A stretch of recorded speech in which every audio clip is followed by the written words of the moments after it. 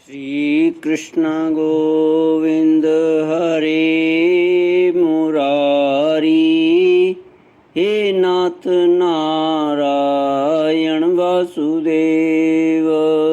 श्री कृष्ण गोविंद हरे मुरारी, हे नाथ नारायण वासुदेव। श्री कृष्ण गोविंद हरे मुरारी, हे नाथ नारायण वासुदेव। सच्चिदानंद रूपाय विश्वोत्पत्त्यादि Hathaway तापत्रय विनाशाय श्री कृष्णाय वयं नमः। सच्चित आनंद स्वरूप परमात्मा जो सृष्टि की उत्पत्ति, पालन और प्रलयकारी हैं तथा जीवों के आध्यात्मिक आदि दैविक आदि भौतिक तापों को नष्ट करने वाले अर्थात जीवों के मानसिक, शारीरिक और भौतिक दुखों को दूर करने वाले हैं, उन श्री कृष्ण भगवान को हम नमस्कार करते हैं। श्री कृष्ण गोविंद हरे मुरारी, हे नाथ नारायण वासुदेव। इस भगवान की माया को पार करना तथा उन लोगों के लिए जो बहुत ही कठिन है, उन लोगों के लिए तो बहुत ही कठिन है जो अपने मन को बस में नहीं कर पाए हैं। अब आप क्या कृपा करके यह बतलाइए कि जो लोग शरीर आदि में आत्मबुद्धि रखते हैं तथा जिनकी समझ मोटी है, वे भी अनायास ही इसे कैसे पार कर सकते हैं। प्रबुद्ध उवाच कर्माण्यारभमाणानां दुःख हत्यै सुखाय च पश्येत् पाकविपर्यासं मिथुनीचारिणां नृणाम्। अब चौथी योगीश्वर प्रबुद्ध जी बोले, राजन, स्त्री पुरुष संबंध यदि बंधनों में बंधे हुए संसारी मनुष्य सुख की प्राप्ति और दुख की निवृत्ति के लिए बड़े बड़े कर्म करते रहते हैं, जो पुरुष माया के पार जाना चाहता है उसको विचार करना चाहिए कि उसके कर्मों का फल किस प्रकार विपरीत होता है। वे सुख के बदले दुख पाते हैं और दुख निवृत्ति के स्थान पर दिनों दिन दुख बढ़ता ही जाता है। एक धन को ही लो, इससे दिन पर दिन दुख बढ़ता ही है, इसको पाना भी कठिन है और यदि किसी प्रकार भी मिल जाए तो आत्मा के लिए तो यह मृत्यु स्वरूप ही है। जो इसकी उलझनों में पड़ जाता है वह अपने आप को भूल जाता है। इसी प्रकार घर, पुत्र, स्वजन, संबंधी, पशुधन आदि भी अनित्य और नाशवान ही हैं। यदि कोई इन्हें जुटा भी ले तो इनसे क्या सुख शांति मिल सकती है। इसी प्रकार जो मनुष्य माया से पार जाना चाहता है उसे यह भी समझ लेना चाहिए कि मरने के बाद प्राप्त होने वाले लोक परलोक भी ऐसे ही नाशवान हैं, क्योंकि इस लोक की वस्तुओं के समान वे भी कुछ सीमित कर्मों के सीमित फल मात्र हैं। वहाँ भी पृथ्वी के छोटे छोटे राजाओं के समान बराबर वालों से होड़ तथा लाग डांट रहती है। अधिक ऐश्वर्य और सुख वालों के प्रति छिद्रान्वेषण तथा ईर्षा द्वेष का भाव रहता है। कम सुख और ऐश्वर्य वालों के प्रति घृणा रहती है एवं कर्मों का फल पूरा हो जाने पर वहाँ से पतन तो होता ही है, उसका नाश निश्चित है। नाश का भय वहाँ भी नहीं छूट पाता। इसलिए जो परम कल्याण का जिज्ञासु हो उसे गुरुदेव की शरण लेनी चाहिए। गुरुदेव ऐसे हों जो शब्द ब्रह्म वेदों के पारदर्शी विद्वान हों, जिससे वे ठीक ठीक समझ सकें और साथ ही पर ब्रह्म में परनिष्ठित तत्वज्ञानी भी हों, ताकि अपने अनुभव के द्वारा प्राप्त हुई रहस्य की बातों को बता सकें। उनका चित्त शांत हो, व्यवहार के प्रपंच में विशेष प्रवृत्त न हो। जिज्ञासु को चाहिए कि गुरु को ही अपना परम प्रियतम आत्मा और इष्ट देव माने, उनकी निष्कपट भाव से सेवा करे और उनके पास रहकर भागवत धर्म की, भगवान को प्राप्त कराने वाले भक्ति भाव के साधनों की क्रियात्मक शिक्षा ग्रहण करे। इन्हीं साधनों से सर्वात्मा एवं भक्त को अपने आत्मा का दान करने वाले भगवान प्रसन्न होते हैं।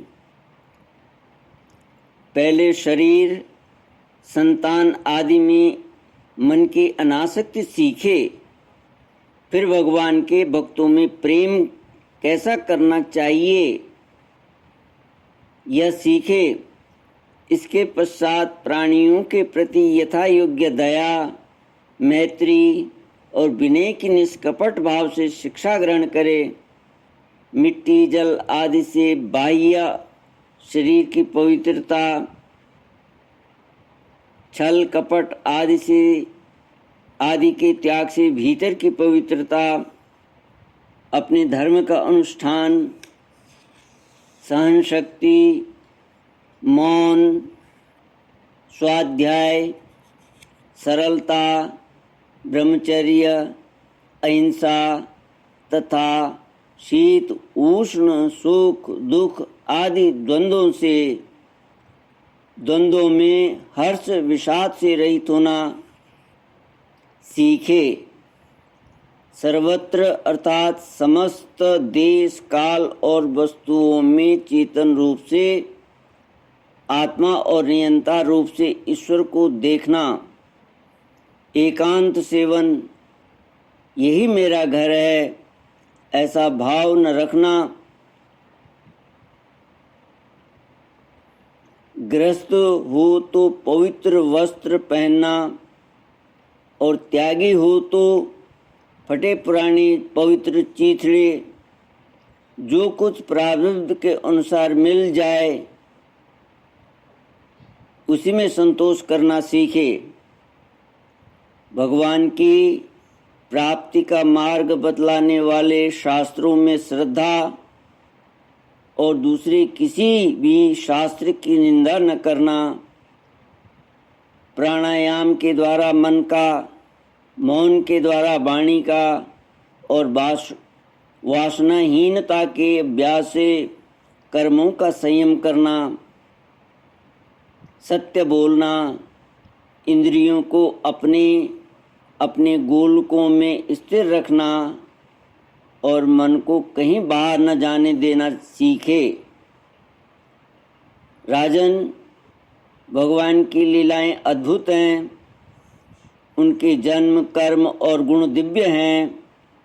उन्हीं का श्रवण, कीर्तन और ध्यान करना तथा शरीर से जितनी भी चेष्टाएं हों सब भगवान के लिए करना सीखे।